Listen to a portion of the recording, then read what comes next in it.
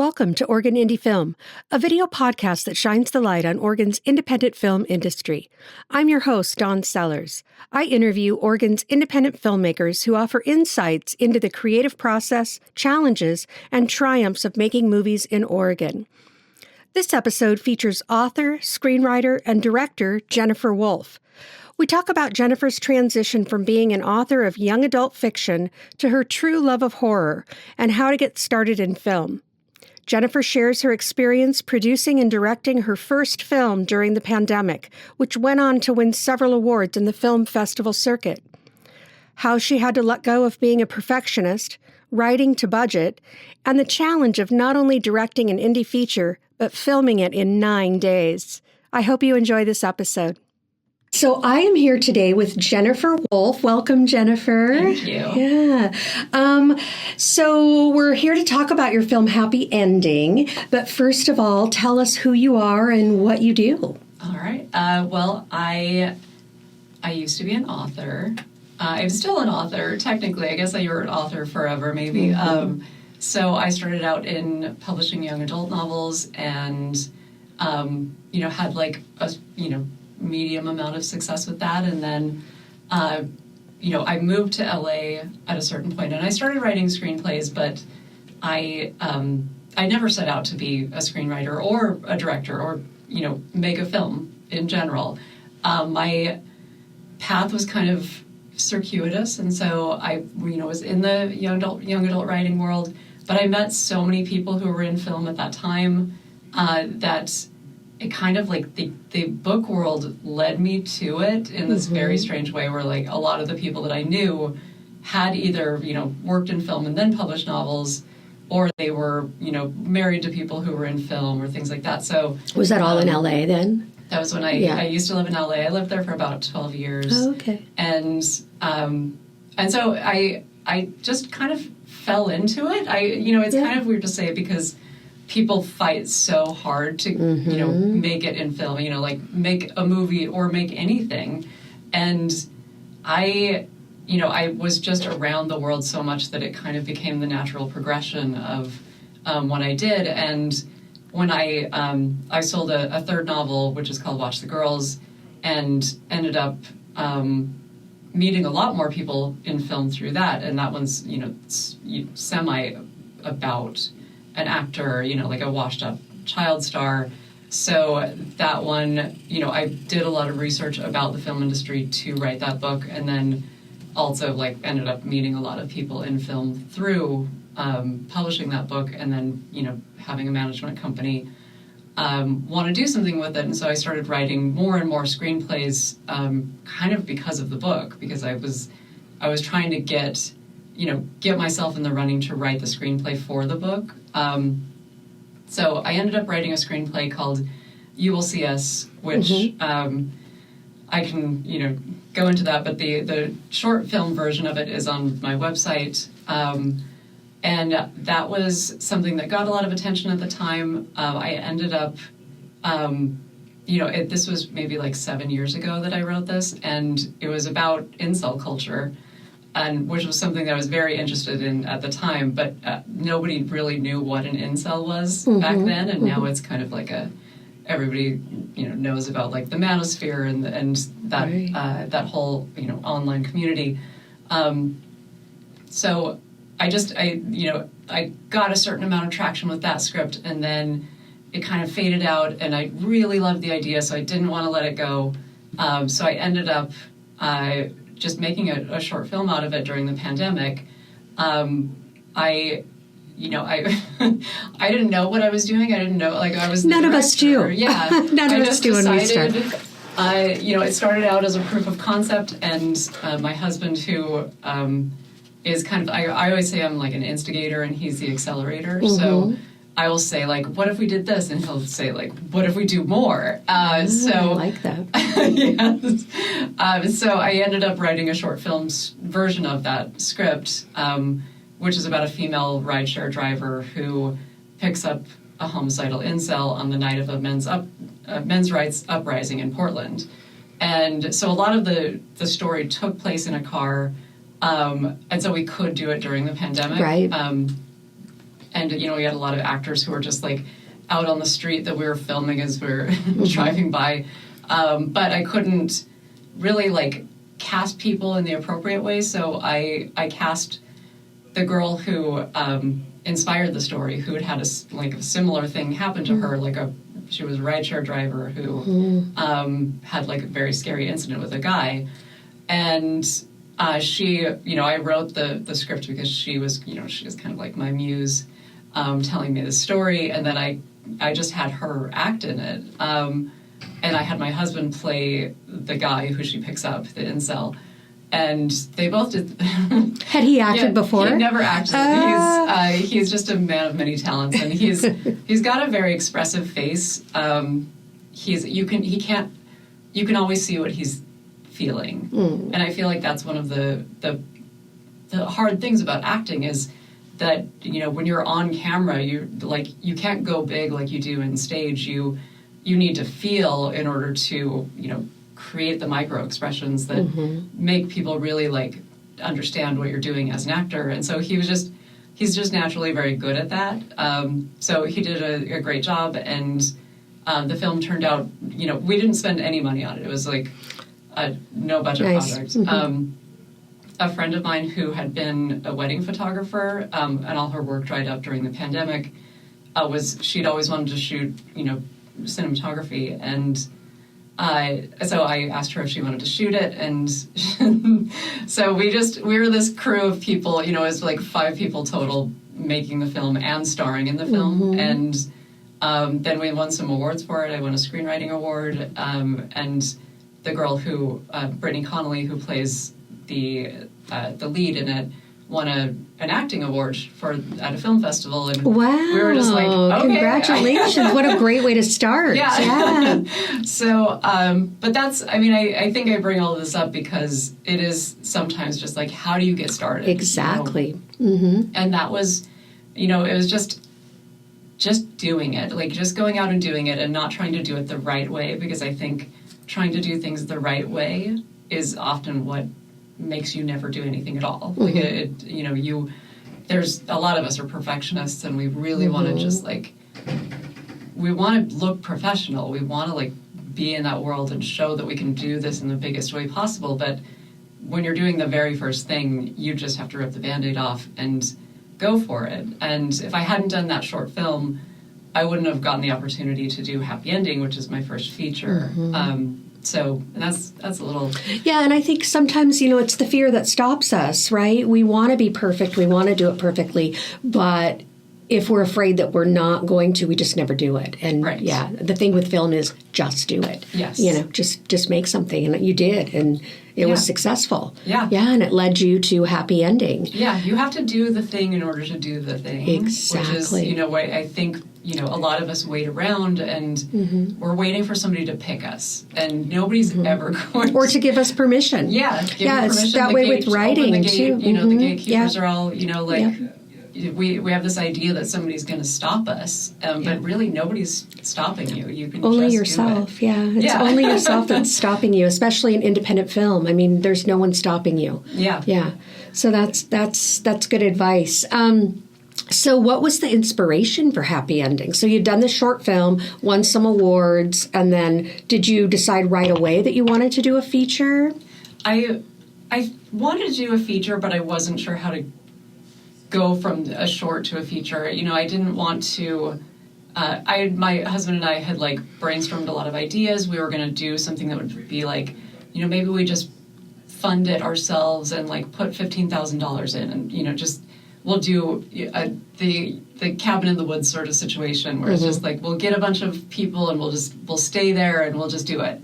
But before we had a chance to do that, I was handed a script from a friend, people that I knew from the book world. Right. A guy that I used to be in a critique group with, who we'd stayed friends, and we had collaborated since then on some other things. And he gave me the script that a friend of his had written, his producing partner, and it was a kind of a broad comedy that took place in a happy ending massage parlor, and they wanted it to be horror, and so so they brought it to me because that's kind of my thing is I love horror, I love thrillers, and I love I do love doing stuff that kind of involves like gender and sexuality and intimacy issues. Like I think it's a really interesting subject to tap into, because a lot of the time it's not done by women, and it's not right, and so it's not done from the perspective of a woman. And so I read the script, and it had been written by a man, and I was instantly like, okay, this is focused way too much on the guy.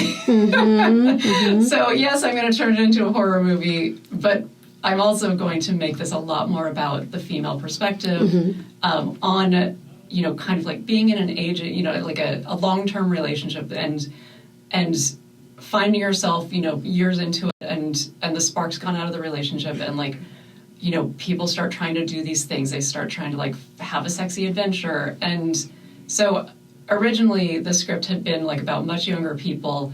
I aged them up quite a bit because I wanted them to have that, that history. Yeah. And to feel like, I think the older you get, when you are, the more reluctant you are to end a relationship if something's not working, because it's, like, oh, I'm going to have to start all over again. So I really liked, changing the backstory, changing the ages, changed the whole backstory of these characters, and so that I could really like mine that, because I knew we didn't have very much money. There was funding already, so which is why I took the project on. Okay, so the screenwriter that or the original writer had some funding behind him already. Yes. Oh, good. But it was very, very low budget, and so writing, I knew like I have this amount of money, I need to write toward that budget. Right. So I can't have a lot of like, this isn't, the kind of thing where I can like do whatever I want, sky's the limit. Like don't, I've done a lot of different screenplays that are like very contained, and so I knew I could write that, and I knew I needed to make it like very dialogue centric, because it's cheap to shoot dialogue. Right. It's, and it, like if it's interesting, then it can, hold people's attention. But I knew that I couldn't do like big set pieces. I couldn't do, like a ton of gore. I couldn't do, like a lot of like special effects or, any visual effects. So right. And that's great advice is, write to budget. I mean, screenwriters want to write these big films that sound amazing and they're amazing to do, but then you have to find the funding. So I think that's really smart that you knew ahead of time that you needed to write this to budget. So yeah, it's one of the things that I wish that was a message that I could get through to younger writers. Yeah. Just that, we all want to be like as creative as we can possibly be and create these expansive worlds, but if you want to do that, you should probably write a book. Right, and that's great coming from someone who started as an author. Like, put that stuff in a book. Yeah. But when you want to write a film, it's a whole different thing. Yeah. Yeah. And, those kinds of budgets are reserved for something with an existing IP, and so you just can't, you can't go all in. But you can do something like the first Saw movie, where it is mostly taking place just with two guys who are chained up in a gross kind of shower. Yeah, I just saw that franchise sold this week for some crazy amount of money. Okay. I don't even know. I can't even remember. It was amazing, though. Yeah. It started with two guys in a room. Yeah. It was very inexpensive. Yeah. And so that's where you have to start, is a lot of the time you have to start with just two people in a room. Yep. And so that's kind of how I looked at going into Happy Ending, which is about a couple who, goes into a happy ending massage parlor thinking they're going to have, like this fun night, but they don't know that there's a man who's obsessed with one of the girls who works there, and he shows up on the same night, and, it goes horribly wrong. Things go awry. Yeah. But, putting those two characters, Bryn and Ezra, my main characters, in a room together and just, let's force these two to really talk about their issues. That's fun for me. Writing that dialogue was so much fun. Well, and you had more than just their relationship. You had a lot of other stories in this film. So the two women that work in the massage parlor, they had their own story. Well, the three, I guess. Yes. They all have their own stories. And then the woman who runs the place has her own story. And you kind of brought all of that in, I thought, really creatively. Thank you. Yeah, that was good. Yeah, I didn't, I really didn't want to do the thing that, is traditional, I guess, where you bring a bunch of, like, pretty women into the story in order to kill them. I really wanted to, I wanted to tell their stories as well. And I especially, like, telling the stories of people who work in the sex workers. We've seen, like, a lot of interest, renewed interest in stories like that, with, like, Honora winning every Oscar, right. and also, like, Baby Girl being, not just sex workers, but people are, like, very interested in this subject, and, like, what it's like to be a woman, right, dealing with these things. Well, and having a woman write it and direct it. There's always the joke that horror movies are boobs and blood, and now there's blood in this, but not a lot of boobs. And so, that was really refreshing to watch. That it wasn't just women falling down and screaming and being murdered. So, yeah. It was a deliberate choice to not have any nudity in it, which, is probably not, like, is not the greatest thing for marketing, because it's, like, the promise of naked people is very enticing. But it was my first feature. I did not want to, like, deal with the limitations I had already with such a low budget, and just, like, very little time, because we shot it in 9 days. Oh, wow. Wow. Yeah, just that's 9 amazing. Continuous days of shooting. And I didn't want to add in intimacy scenes that were too explicit on top of that. Which is not to say that it isn't still, like, hard for actors to do that. There's a lot of intimacy in the film. And so did you have an intimacy coordinator on set? I had an intimacy coordinator who was a licensed therapist on call, and then the person who, and I want to say that Trista Kelly, who everybody calls TK. Yeah, Trista's wonderful. So local, superstar. Amazing special effects. Special effects, Yes, she just did so much of the work of an intimacy coordinator that now she is she's getting licensed and, like, taking the classes on it, and she's going to have that as, like, one of her additional skills, that she can do while she's on set, because she actually, a lot of people on these types of sets where it's just, like, your crew is limited, your cast is limited, they take on additional roles. Absolutely. So we do it all. Yeah, in order to get it done. You have to do it all. Everybody has to do many jobs. Well, and there wasn't, like, there's not intimacy that's explicit at all, like no nudity, like you said, and so a lot of that is movie magic, right? Like you can do that without crossing the line, and so that was really smart to do it that way, I think. Thank you for the low budget again.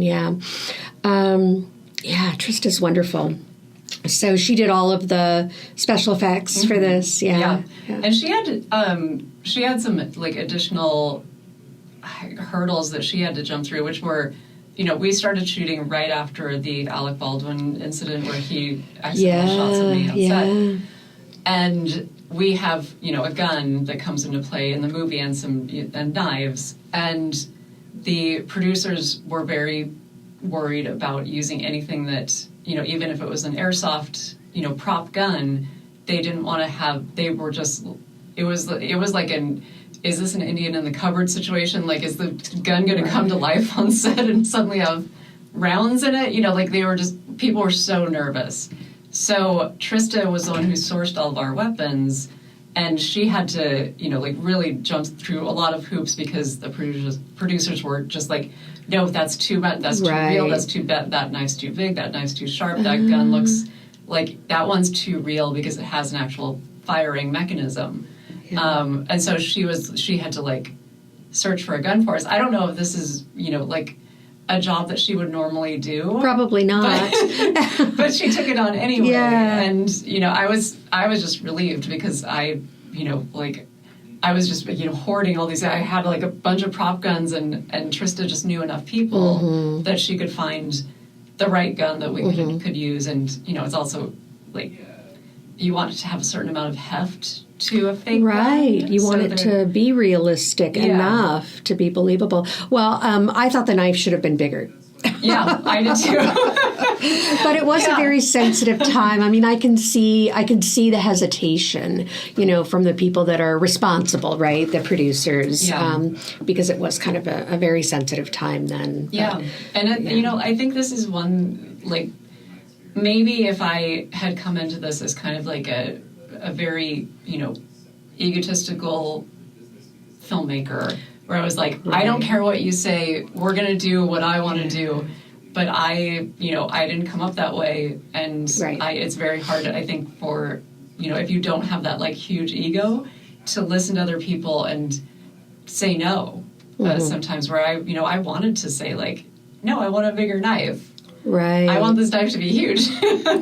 But I didn't know how far I could push on things, like how much trouble I could invite before, like, arguing about those sorts of things was taking my attention away from working with the actors, which is the thing that I really, wanted to do so much, because since we shot it in 9 days, I was very focused on, like, we have to audition, or we have to rehearse quite a bit beforehand. Just, I need everybody to be able to do their takes in, like, maybe 1 or 2 takes. Wow. Because otherwise we're not going to get this movie shot. So so were you limited by the location then, or what was the time limitation? It was just that you wanted to get it done. The more days you shoot, the more expensive it gets. We rented a building that we built a set in. That was one of my questions. I saw some of the behind the scenes photos, and it looked like you had built that set. Yes. Yeah. Wow. How long did that take? It was fast.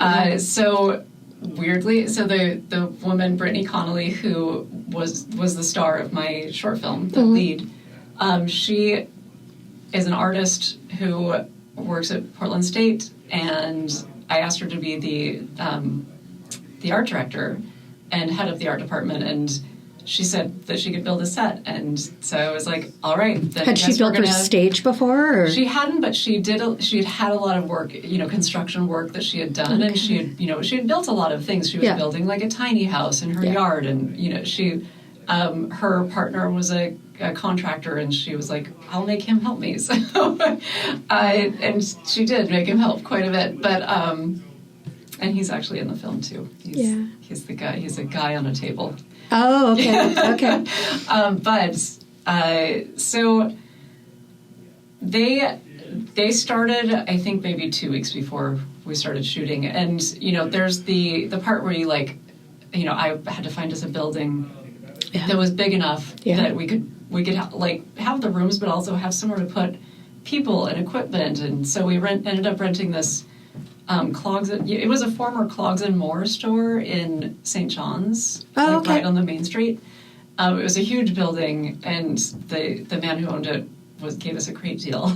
Wow. So, but I knew we had 2 weeks to get the set built, and then we had a certain amount of time to shoot the movie and then tear it down, and move on. So that was part of the time crunch, was to do all of that, and also just actors' schedules. I could only get them for a certain amount of time, and when you're doing low budget, you're kind of limited. By schedules. So, and I wouldn't do it that way again. I wouldn't do it, a movie in 9 days. No, a feature in 9 days is amazing. But it does just show, like, what you can do. Right, but one location, really. I mean, it wasn't, but it was, because you made it that way. Yes, all of it was designed to be able to shoot it that quickly. How long were your shoot days? They were 12 hours. We started. And they could have been longer. I didn't realize, this is one thing I didn't push back on, is going over and keeping people longer, because we had an amazing first AD, and she kept us, like, on task. And so we made the days because she was so good at scheduling. She was so, like, strict. But at the end of it, I probably would have just said, like, no, we're going to stay another 2 hours and we're just going to keep shooting. Just to have more time to keep going. Like, it was sometimes so rushed that I didn't even know what had just happened. And especially when shooting the really, emotional scenes, or anything with action was so semi-traumatic. Just not like getting to the end of it and feeling like, well, that was all a blur, but I think we got it, and we're going to move on. Yeah. And you had Billy Dunstan was your stunt coordinator. Yes, on that. Yeah. He was, but he was not. He was booked on other things, so he wasn't able to be there when we were actually shooting. So he did the kind of like training part where he worked with the actors to figure out like what the blocking was going to be. But not having somebody there on the day you're shooting it that's tough. Is scary because I don't want people to get hurt. I don't want people to like just fall back and hit their heads for reals. So that stuff was scary. Yeah. And so you wrote and directed this, basically. I mean, it started with another story, but you wrote the screenplay. What do you like doing better? Do you like writing or directing? I think if you had to choose. if I had to choose, I'd definitely choose writing. It's the place where you just like get to work things through, and you get to take your time. Directing, there's so many. What I love about directing is the energy that everybody brings to it, and the collaborative spirit of it. And that I don't know what's going to happen when other people are involved. Like they're going to make decisions, in the moment, especially with the actors. They're going to see like where the scene takes them, and that's very exciting to me. It's part of the beauty of it. That's letting the actors do their job. It's kind of addictive. So every time I do direct something, I'm like, oh, that was really cool. I want to do that again. I want to do that again. Yeah, but I think I've never directed anything where I'm not doing too many jobs. Like I was many things on Happy Ending, not just the director and not just the writer, but I was the one who like bought all the wardrobe. I was the location scout. I was the casting, casting director and producing, and like just kind of not having enough people to do all the jobs makes it so stressful by the end that I'm always a little bit like, I don't know, was that is this the life I want? But I think it might be very different if, like I run a set where everybody had their job that they were doing. But I still, the nice thing about being a writer is that, I can write books, and when you write a book, it's a book. And you write a script, and it's a blueprint for a movie. And so it feels very incomplete when you don't get to make it. And that's just, that is like a very hard thing about being a screenwriter is that most screenwriters most of them never have anything produced. So, and a lot of, people used to work on option, option payments and sometimes those never get made. They get optioned and they get put in a drawer. So, and that's a lot of and I don't think that's something people understand when they watch a movie. That like for every person who gets a screenplay produced, there are thousands who's writing it. It might be just as good, but for whatever reason, it never sees the light of day. It could just be timing. It could be budget. It can be anything. It could be that it almost got there, and then a director dropped out or something like that.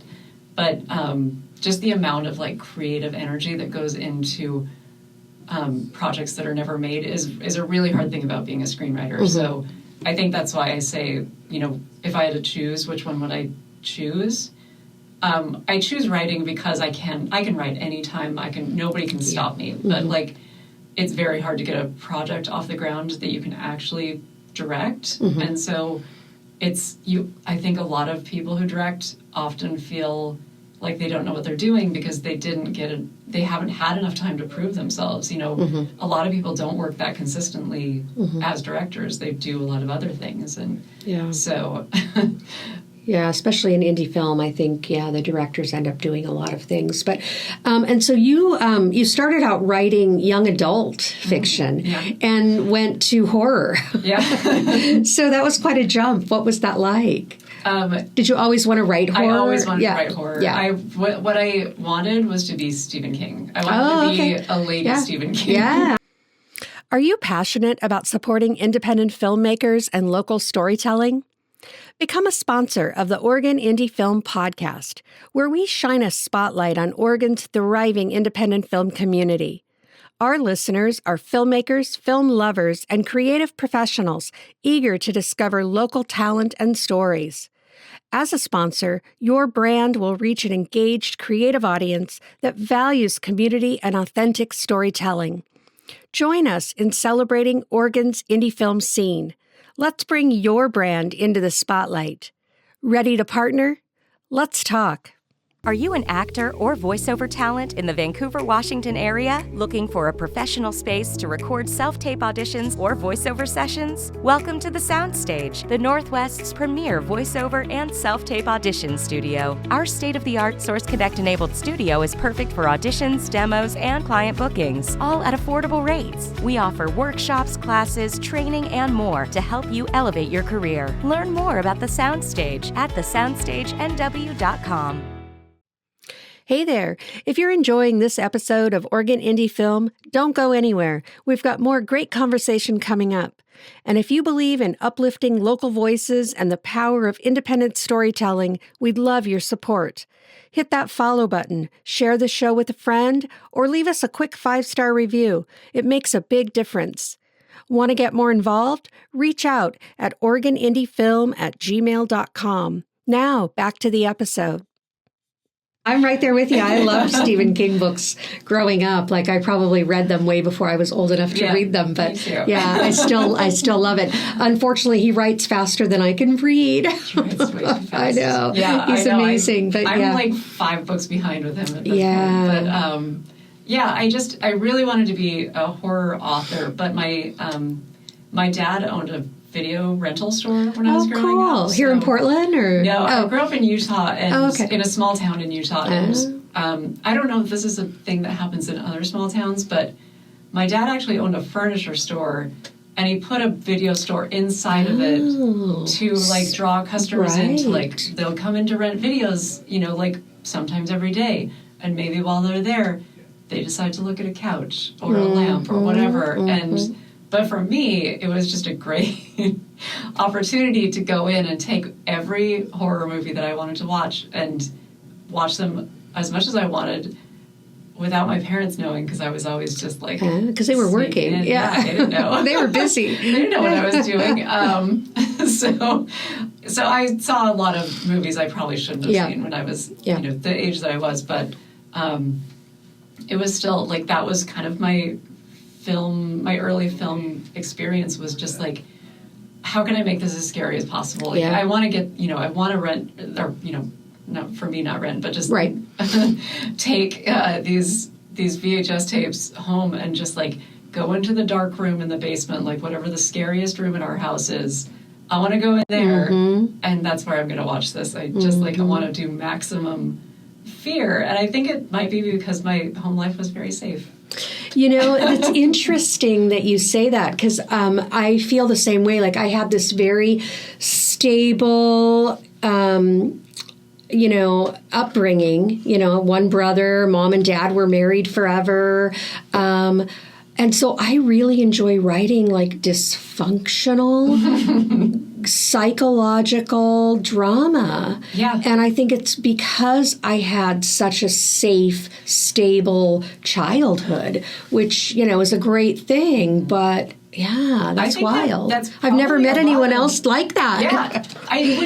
When you like go on Instagram or whatever, and look at a bunch of people who work in horror, write horror, direct horror, or write horror novels, they look so normal. Yeah. And a lot of them are really like normal people. They're well adjusted. They aren't secret serial killers. They're not like, they didn't necessarily have traumatic upbringings. Yeah. And I think for a lot of people, it's just there was so much excitement in exploring dark places from a safe place. Like if you're safe, you can go. You can explore go in there. It. Yeah.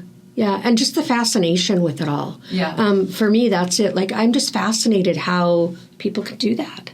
And so I want to know, like, I want to dig into it and find out. Yeah. Anyways, do you have a favorite horror movie? I think my favorite will probably always be Carrie, the original Carrie. Yeah. Mm-hmm. I love Great Sissy movie. Spacek. Yeah. But I find Carrie's mom to be one of the scariest horror villains of all time. Like she, it's the fanaticism, which is another theme that I like to explore a lot in what I do, is fanaticism and fanatical belief. And, like she thinks she's the hero of that story. And she's a perfect example of a villain who has that idea, like who does think they think they're doing the right thing. Yeah. That's what makes them so fascinating, is they believe they're doing the right thing. Mm-hmm. Yeah, that mom was very scary. Yeah, I loved her so much. And, just like the strange tone of the movie, because if you watch it now, it's like there are these musical interludes that are very comical. And, then it goes like super dark. But, when they're shopping for prom dresses, it gets very silly. Mm-hmm. And so it was like just the contrast between the two. And I think, horror and comedy go really well together. They do. Just like that contrast really works. But it's I guess something that like I got to play with a lot with Happy Ending, because it is technically a horror comedy. I think of it as like a really uncomfortable conversation for the audience to have to be a part of, and there's a lot of horror to me in talking. Like, I think that one of the scariest things you can do is tell your partner something about them that is bothering you. Like, that's kind of like the real life horror that I think a lot of people understand, and that they're just like, a lot of people don't do it for that reason. They don't communicate their needs, or they don't say what they're really feeling, because they don't know how to trust that their partner is going to receive it. So putting that kind of like really uncomfortable situation that's my real life idea of horror into like an actual space where something, something horrific is happening was a really fun thing to play with, as far as like what you can do with indie film. And so I was just going to mention the cast again. So you had a great cast, and you cast them yourself. So did you just put out a casting call? Did you kind of recruit them? How did you find them? So I put the casting call out on Backstage. Oh, okay. And I had no idea who I was going to get. And I was I was nervous, because the two of the girls who work in the massage parlor, I wrote them to have Slavic accents, because I really wanted to steer clear of, like there have been, there was like a violent shooting in an Asian massage parlor at some point, and I really didn't want to make that too familiar. So I'm a white lady. I didn't want to like try to write for people of a different culture too much. And so I made them, kind of like Russian, Ukrainian. And I had no idea if I could find actors in Portland who could do the accents. And and I was so happy when I did, find like three different actors who were doing Slavic accents. So the madam who owns the massage parlor, and then two of the girls, China Ray Shirts and Zoe Kersey. And they really knocked it out of the park with the accent. They really sustained it. And so I told Zoe when I cast her that the moment I saw her audition and saw that she not only could she do the accent, but she could embody this an extreme level of darkness, that was when I got really excited about doing the movie. That was when I was like, if I have to, if we need more money, I guess I'll put my own money in, because now I really believe in this movie. And sometimes you have to find that find that element of it, because doing an indie movie, there's so much that can go wrong, and sometimes it's hard to buy into the fantasy that you can actually pull these things off. And so she became one of the people that I was just like, she's amazing. She can do this. I believe in this movie. Yeah. But then I, also finding Lex, who you had on the show. Oh, recently. yeah, Lex is wonderful. Oh, Yeah. she's so lovely. Yeah. And she, I watched her audition tape, and, Mm-hmm. My audition process, and I don't know if a real casting director would do this, but I look for somebody who makes me feel. Mm-hmm. And so I'm not looking for like a certain look. I'm not looking for anything, but do you make me feel something? Mm-hmm. And she had this like just raw vulnerability. Yeah. And I felt so much for her. I felt so like connected to her immediately.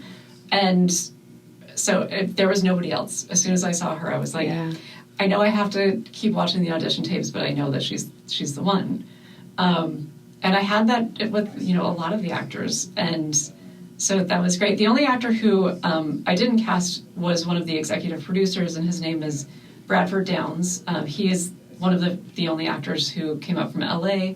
And I had never actually met him in person until a couple days before we started shooting. So, but he like had this boyish charm that, I talked to him over Zoom and got an idea of his character before I ever actually rewrote the script. So that was really nice to like see. You knew he was going to be in that role when you wrote, Yeah, and I could see, like this is your, this is like what I see you as. Like you're this kind of guileless, somewhat clueless boyfriend who, he's making so many mistakes. So many things wrong, doing so many things wrong, and it's forgivable because he just doesn't know. Right. And you almost feel sorry for him. Yeah. Almost.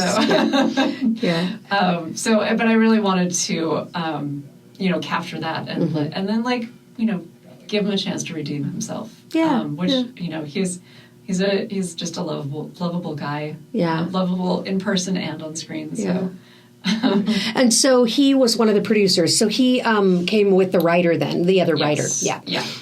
He was already signed on. Yeah. And he was, he was amazing. Like anytime I needed something, he was just like this, just always calm. He was just always supportive, like everything's going to be great. And I was like, you're the actor. You should be. I should be that. Like I should be soothing you. Yeah. But he was just, he was very talented, but also just like such a dream to work with. Actually, everyone was. Yeah. I couldn't have asked for a better cast, especially for a first movie with so little, budget to work with, and like. It was the kind of thing where nothing could really go wrong, or we would never make it. And so... Right. Well, and that is so nice when everyone can be very supportive, especially for your first feature. Yeah. It's, that means a lot. Yeah, it feels like summer camp. Yeah. And it probably does on every feature to a certain extent, but like, maybe some summer camps are more fun than others. And this was a really fun summer camp. Nice. Very nice. Yeah. So what did your budget end up being, if you're willing to share that? It started at $30,000, and I think by the end, after post, it was probably around $50,000. Yeah. So pretty low, but we hired like several really talented people in town, John Dombrowski and Ryan Graves. John did John did sound, and Ryan did color. Yeah. And they did an amazing job. But when a lot of the money was saved in that my husband edited the movie. So, okay. That makes a big yeah. He played a lot of roles in this. He also wrote a lot of music for it. But we also... he is a man of many talents. So many talents. Yeah. Is probably too many for his own good. Yeah. Because then if you have too many talents, then everybody wants you to do things. Everybody wants you to do things for them, yeah. Yeah, so because he could do it, then I was like, well... Yeah. Please. Do this. I don't think he knew how much work it was going to be. Oh, he had never edited before. He'd edited a little bit, but not a feature. Wow. That was just like the file management alone is insane. It is. Yeah. But and then we had several other. There were some songs from Lex. in the movie.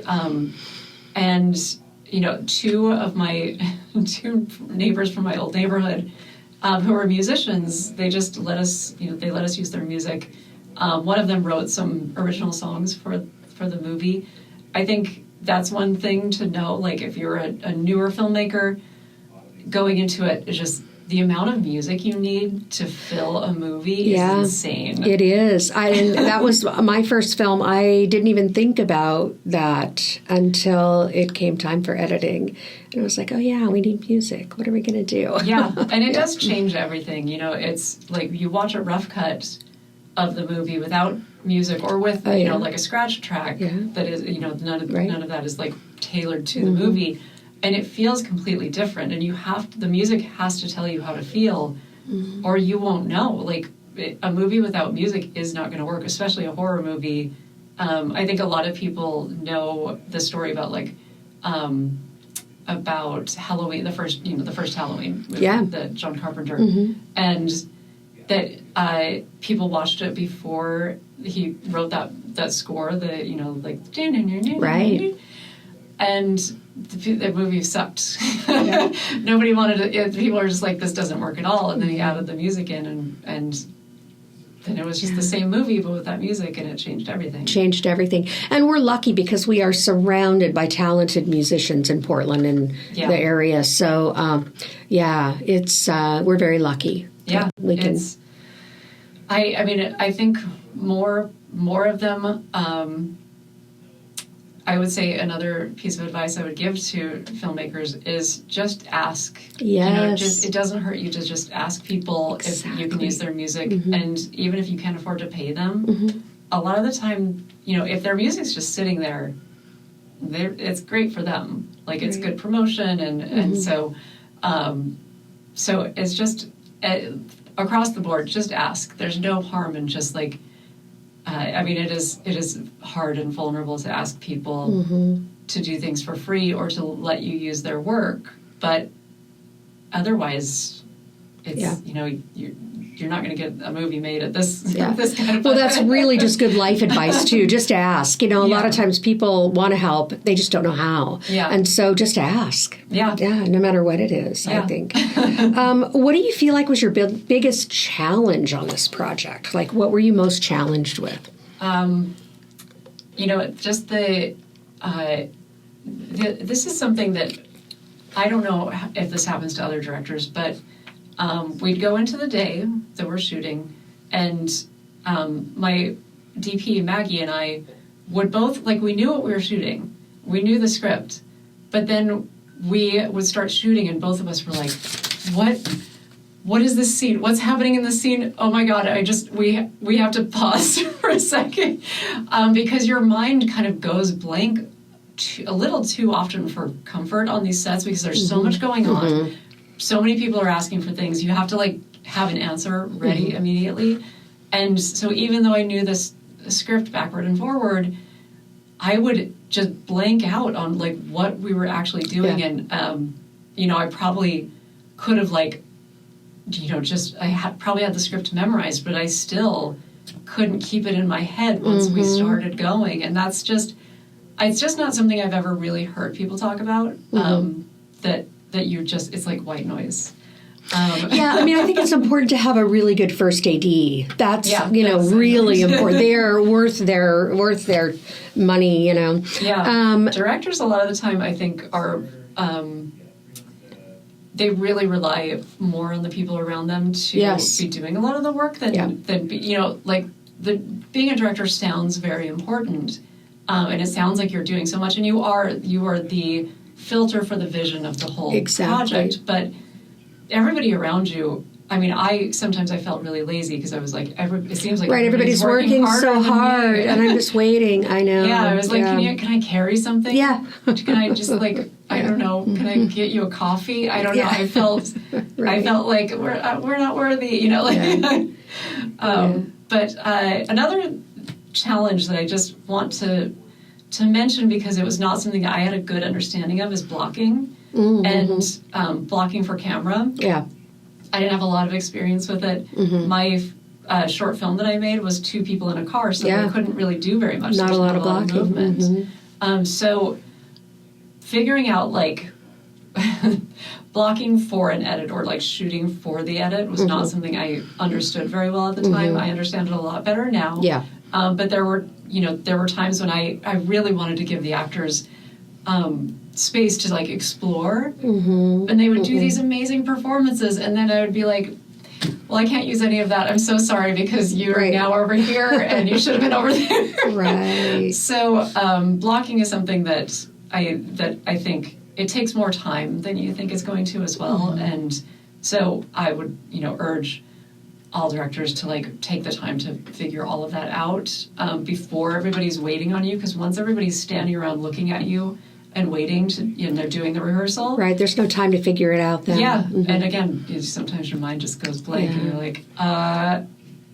you go there, okay, I don't know.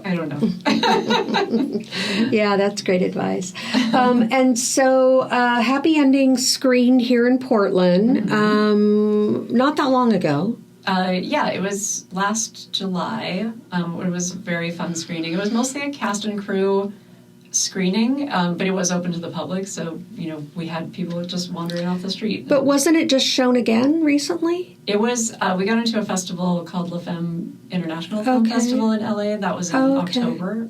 Maybe that's when I saw it, when I noticed it. Yeah. Okay. Yeah. So so we got to do an LA screening for the a lot of the people who were producing were in LA, and so then they got to see it, and that was a really special experience. But I don't know if I don't know that anything could compare to just the first experience of screening it in Portland with so many people that I know and love here, and all of the actors being able to bring their friends and family and have that energy fill the theater. I think it's the community in Portland is especially the film community in Portland is it's getting better and better all the time.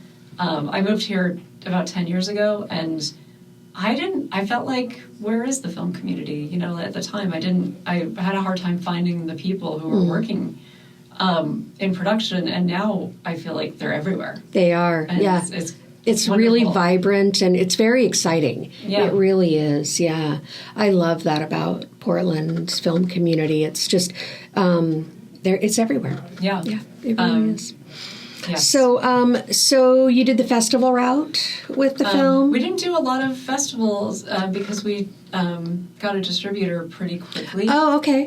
So how did that work? Like how? I left that to the producers. Okay. But they just submitted it to various places, and we got 4 offers from different distributors, which was great. So we got to kind of choose from them. But it is, it's not like my experience with like selling a project was more like the book world, where you sell something and you get an advance. And right. With distribution, you don't get. If they're very unlikely to pay you anything, but they're very important. Like it legitimizes you. They do a lot of work, but. It was just not something I understood at all, how a film sells. I think it depends on, if it sells at Sundance, it's going to sell for a lot of money. But if you've made an indie film and you are looking for a distributor, don't expect that to be a payday. Like that's just you're going to find somebody, if somebody wants to distribute it, that is great. And then you can, let them handle a lot of that. So the distributor has gotten us, onto all the, streaming platforms, which, is in the end what we wanted. Right. You want people to see your film. And so did the producers have a distributor lined up before you made the film? No. It was, they submitted the film, and we ended up going with a distribution company called Buffalo 8, and they've been wonderful. Yeah. So they're the ones who then kind of take over and market and or market to a certain extent, but they do a lot of it. No matter what you do, it falls on the filmmakers to do a lot of marketing.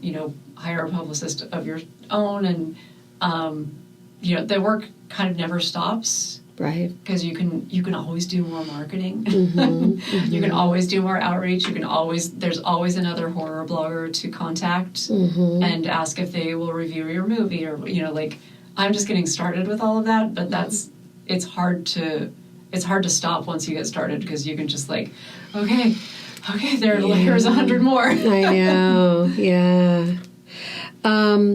And so, what's next for you after this film? I mean, this film's out there. Yeah. It's on demand. People can stream it on most of the platforms. So I think there will be a lot of promotion. I'm hoping that we do some more theatrical screenings, because I really like watching it with a group of people. I really, I have ideas for how to make it an experience. Like, I would love to bring in, like a therapist and have, kind of like an in-conversation therapy session or something at the end, because there is so much like relationship talk in it, and I think that would be a fun thing for the audience.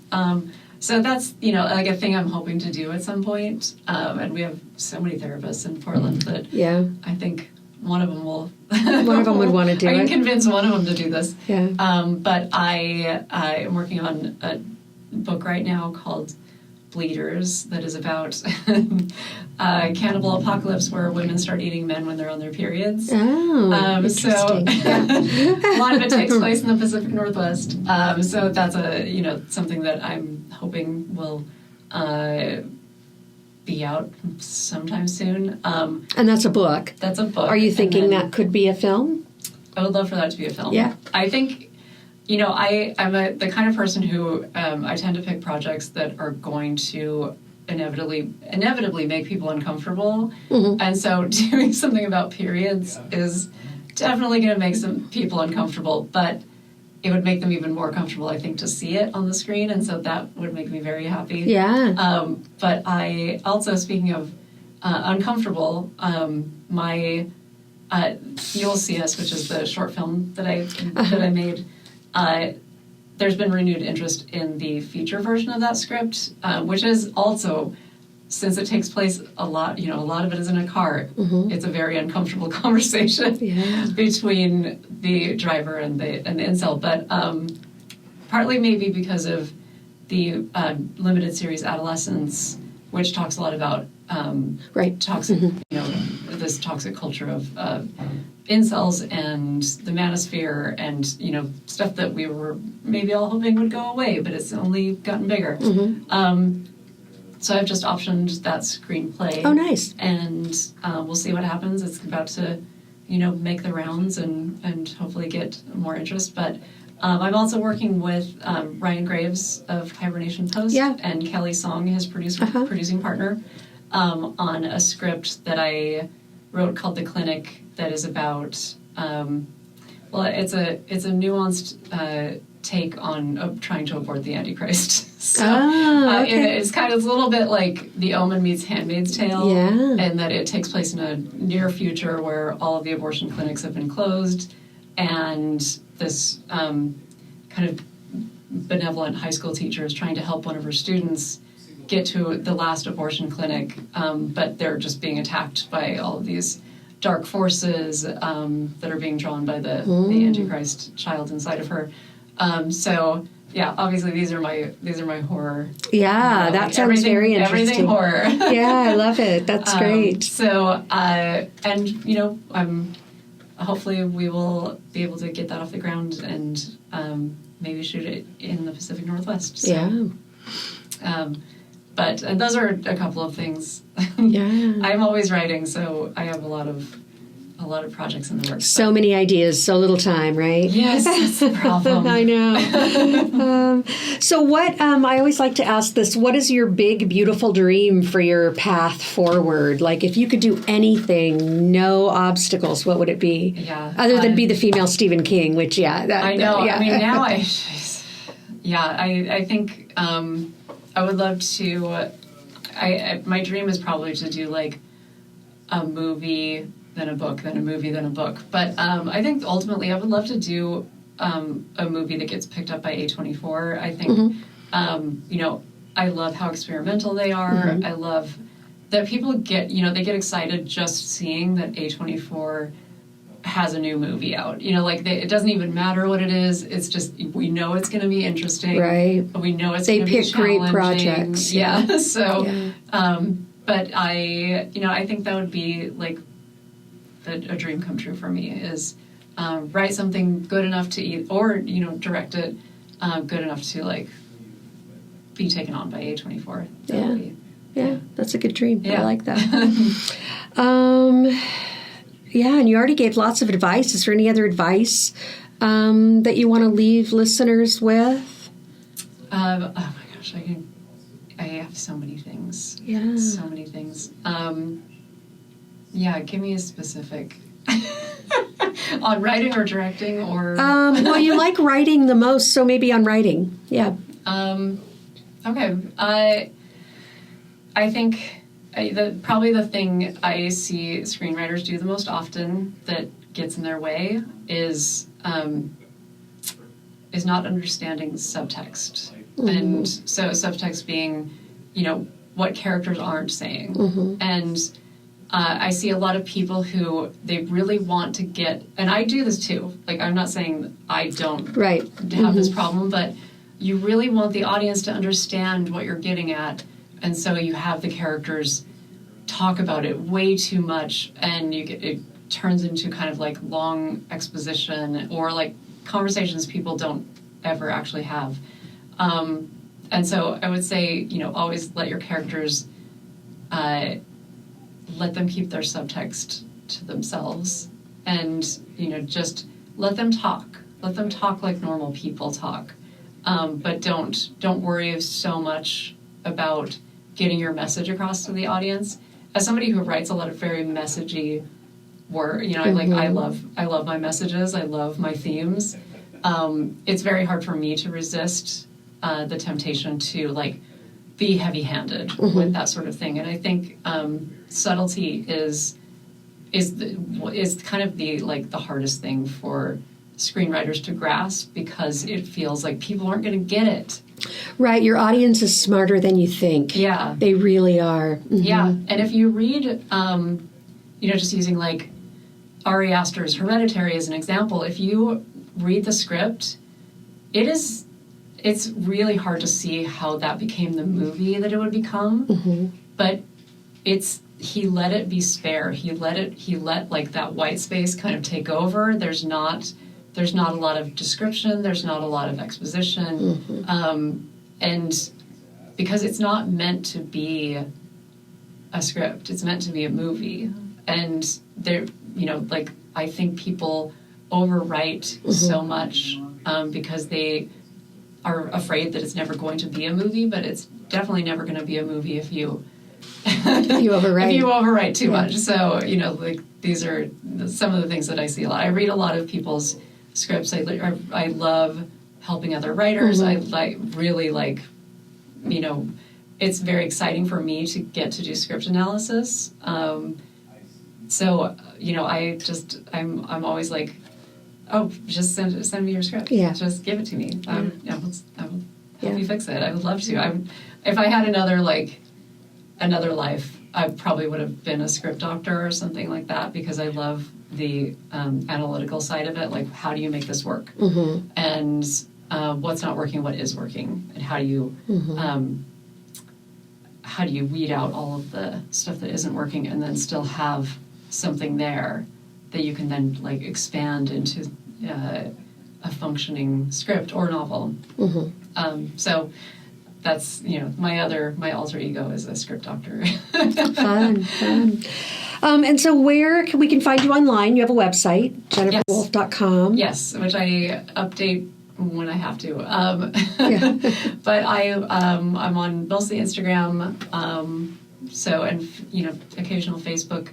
But I'll probably be in a lot more things as we do promotion for the movie, and hopefully we'll be on more podcasts and keep getting the word out. And but if anybody wants to contact me, they can do it through my website or DM me on the gram. Perfect. We'll put all that in the show notes. Thanks so much for being here. Thank you for having me. Best of luck with Happy Ending. Thank you so much. Thanks so much for listening. If you'd like to continue the conversation with Jennifer Wolfe, reach out on her website, jwolfewriter.com, or follow her on socials. You'll find all the links in the show notes. If you haven't already, be sure to watch her latest film, Happy Ending, now streaming on Netflix and other online streaming platforms.